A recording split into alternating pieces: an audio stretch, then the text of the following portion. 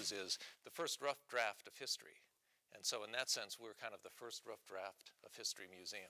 Joe Urschel is executive director of the Newseum, the latest Washington landmark just down from the U.S. Capitol.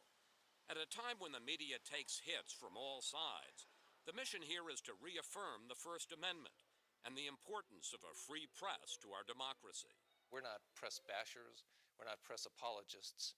We're about the importance of news, and I think people get that after they have an experience here. There's plenty to experience in 250,000 square feet of exhibits over 7 levels, in what's billed as the world's most interactive museum. That's what we call off the record. Well, this is news history. Urschel took us to the History Gallery sponsored by News Corporation, parent of Fox News, which starts in France back in the 1500s. This is a broadsheet.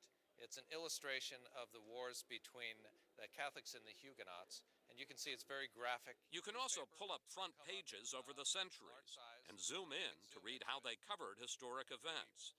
And for a news family, I was honored to see the Wallaces represented. This is the first script from 60 Minutes.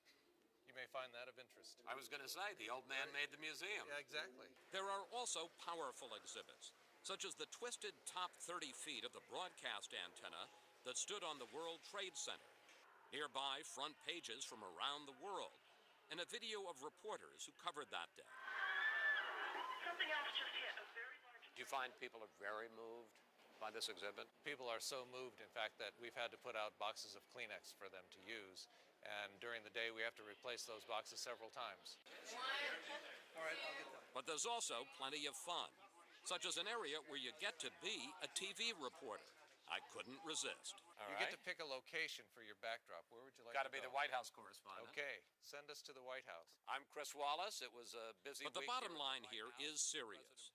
To deal with all the doubts people have about bias and inaccuracy in the media, and to explain why, despite our problems, a free press is so vital. I think there are efforts to erode those freedoms. And we think if people understand why they're important and why the news media works the way it does, that it's important to keep that support solid. And if we can help in that direction, we've done a great thing.